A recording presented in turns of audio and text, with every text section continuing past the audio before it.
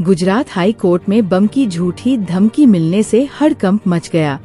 Police ने तुरंत जांच शुरू की और बम निरोधक दस्ते ने पूरे परिसर की तलाशी ली। बाद में पता चला कि कोई संदिग्ध वस्तु नहीं मिली। ये धमकी महज अफवाह थी, लेकिन सुरक्षा व्यवस्था और सख्त कर दी गई। अदालत की कार्यवाही थोड़ी देर प्रभावित रही। प्रधानमंत्री नरेंद्र मोदी ने बिहार के पूर्णिया में 36,000 रुपए करोड़ की विकास योजनाओं की शुरुआत की। इसमें हवाई अड्डे के नए टर्मिनल भवन का उद्घाटन भी शामिल है। नया टर्मिनल यात्रियों की सुविधा को बढ़ाएगा और क्षेत्रीय कनेक्टिविटी को मजबूत करेगा। इस मौके पर पीएम ने बिहार के तेजी से विकास का संकल्प दोहराया। स्थानीय जनता ने इस कार्यक्रम में उत्साह से हिस्सा लिया। आंध्र प्रदेश के मुख्यमंत्री चंद्रबाबू नायडू ने अमेरिकी टैरिफ नीति पर चिंता जताई। उन्होंने कहा कि राज्य के श्रिम्प एक्सपोर्ट को 25,000 रुपए करोड़ का नुकसान हुआ है। नायडू ने केंद्र सरकार से तुरंत मदद की मांग रखी। उनका कहना है कि अगर समर्थन नहीं मिला तो राज्य की मछली उद्योग पर भारी असर पड़ेगा। यह उद्योग लाखों परिवारों की आजीविका से जुड़ा है। यूनाइटेड किंगडम ने रूस के राजदूत को तलब किया। ये कदम रूस द्वारा नाटो एयरस्पेस के उल्लंघन को लेकर उठाया गया। ब्रिटेन ने राजनयिक स्तर पर कड़ी आपत्ति दर्ज कराई। उसने कहा कि ऐसे कदम अंतर्राष्ट्रीय शांति और सुरक्षा के लिए गंभीर खतरा है। रूस की ओर से अब तक इस पर औपचारिक प्रतिक्रिया नहीं आई है। संयुक्त राज्य अमेरिका और चीन के बीच टिकटॉक से जुड़े मुद्दे पर मैड्रिड में बातचीत हुई। दोनों पक्षों ने डेटा सुरक्षा और व्यापारिक पहलुओं पर चर्चा की। शुरुआती रिपोर्टों में कहा गया है कि वार्ता में प्रगति हुई है। ये समझौता दोनों देशों के डिजिटल और आर्थिक रिश्तों को नया आयाम दे सकता है। फिलहाल अंतिम निर्णय होना बाकी है। भारतीय क्रिकेटर मोहम्मद सिराज को अगस्त 2025 के लिए आईसीसी पुरुष खिलाड़ी ऑफ द मंथ चुना गया। उन्होंने इंग्लैंड के खिलाफ टेस्ट सीरीज में शानदार गेंदबाजी की थी। उनके प्रदर्शन ने भारत की जीत में अहम भूमिका निभाई। क्रिकेट प्रेमियों और विशेषज्ञों ने उनकी तारीफ की। ये सम्मान उनके करियर के लिए एक और बड़ी उपलब्धि माना जा रहा है। क्रिकेट में सेंट्रल जोन ने 11 साल बाद दलीप ट्रॉफी जीतकर इतिहास रच दिया। फाइनल में उन्होंने साउथ जोन को हराया। ये जीत घरेलू क्रिकेट के लिए एक बड़ी कामयाबी मानी जा रही है। खिलाड़ियों और कोचिंग स्टाफ का उत्साह देखने लायक था। इस जीत से क्षेत्रीय क्रिकेट के प्रति युवाओं का आकर्षण और बढ़ेगा। छत्तीसगढ़ में कांग्रेस नेता सचिन पायलट चुनावी अभियान की शुरुआत करेंगे। वे वोट चोर गद्दी छोर नारे के साथ जनता से संवाद करेंगे। इस दौरान कई जिलों में रैलियां और हस्ताक्षर अभियान चलेंगे। पायलट ने कहा कि ये यात्रा भ्रष्टाचार और धोखाधड़ी के खिलाफ है। कांग्रेस इसे युवा वोटरों को जोड़ने का बड़ा मौका मान रही है। तमिलनाडु सरकार ने छात्रों के लिए कला महोत्सव की घोषणा की। ये 16 सितंबर से शुरू होगा और 252 कॉलेज इसमें शामिल होंगे। इसमें सरकारी कला व शिल्प महाविद्यालय, इंजीनियरिंग और पॉलिटेक्निक कॉलेज शामिल हैं। उद्देश्य छात्रों की रचनात्मक प्रतिभा को निखारना है। इस आयोजन से कला और नवाचार को बढ़ावा मिलेगा। महाराष्ट्र में लगातार भारी बारिश से कई जिलों में अलर्ट जारी किया गया है। मुंबई, पुणे, ठाणे और रायगढ़ में तकनीकी अलर्ट घोषित किए गए हैं। 16 सितंबर को स्कूल बंद रखने की संभावना जताई जा रही है। प्रशासन ने नागरिकों से सतर्क रहने की अपील की है। बाढ़ जैसी स्थिति से निपटने के लिए टीमें तैनात की गई है।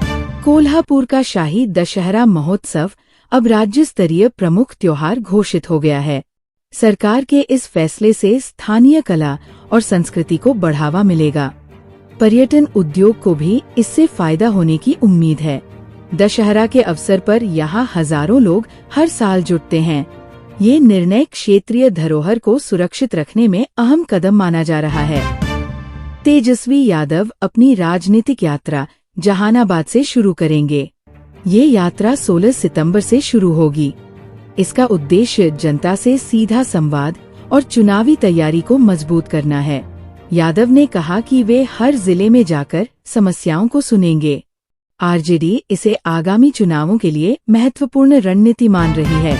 भारत और यूरोपीय संघ की फ्री ट्रेड एग्रीमेंट वार्ता अक्टूबर के पहले सप्ताह में होगी। ये वार्ता ब्रुसेल्स में आयोजित की जाएगी। दोनों पक्षों के बीच व्यापार और निवेश साझेदारी पर चर्चा होगी। उम्मीद की जा रही है कि कई अहम मुद्दों पर सहमति बन सकती है। इस समझौते से भारतीय उद्योगों को बड़ा लाभ मिलने की संभावना है। भारतीय रुपया डॉलर के मुकाबले दबाव में है। विदेशी निवेश की मांग और अमेरिकी टैरिफ नीति का असर इसमें दिख रहा है। विनिमय दर में लगातार गिरावट दर्ज की गई। बॉन्ड मार्केट पर भी सभी की निगाहें टिकी हुई है। विशेषज्ञों का कहना है कि निकट भविष्य में मुद्रा बाजार अस्थिर रह सकता है। अगस्त महीने के दौरान देश में सामान्य से अधिक बारिश हुई। इस बारिश से कृषि और जलाशयों को फायदा मिलने की संभावना है। हालांकि कुछ इलाकों में बेमौसम बारिश से नुकसान भी हुआ।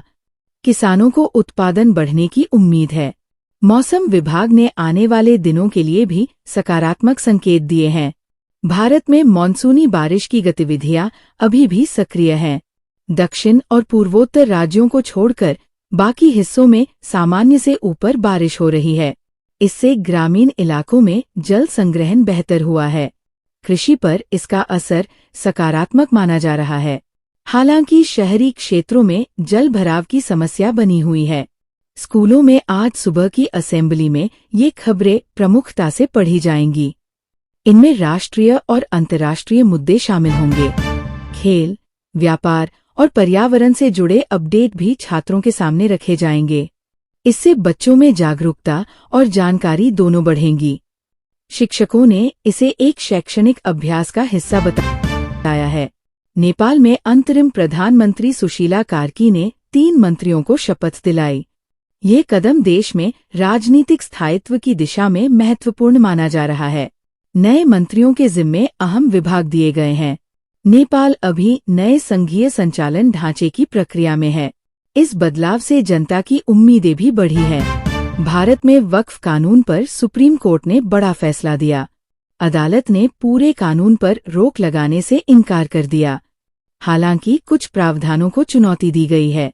कोर्ट ने कहा कि मामले की विस्तृत सुनवाई आगे होगी। ये फैसला धार्मिक संस्थानों से जुड़े कानूनी ढांचे को प्रभावित कर सकता है। सुप्रीम कोर्ट ने महिला कार्यकर्ताओं को पोष अधिनियम में शामिल करने की याचिका खारिज कर दी। ये मामला राजनीतिक दलों के आंतरिक ढांचे से जुड़ा था। याचिका में मांग की गई थी कि महिलाओं को अधिक सुरक्षा मिले।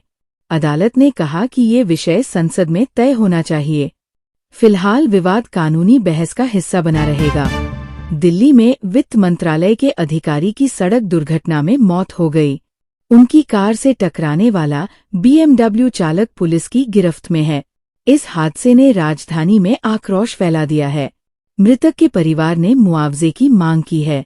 सरकार से सड़क सुरक्षा कड़े करने की अपील की जा रही है। विदेशों में भी भारत की PLI योजनाओं में रुचि दिख रही है। कई देशों की कंपनियां भारत में निवेश के प्रस्ताव दे रही हैं। इससे मेक इन इंडिया अभियान को बल मिल रहा है। विशेषज्ञों का मानना है कि इससे देश में रोजगार के अवसर बढ़ेंगे। सरकार इसे आर्थिक विकास की नई लहर मान रही है।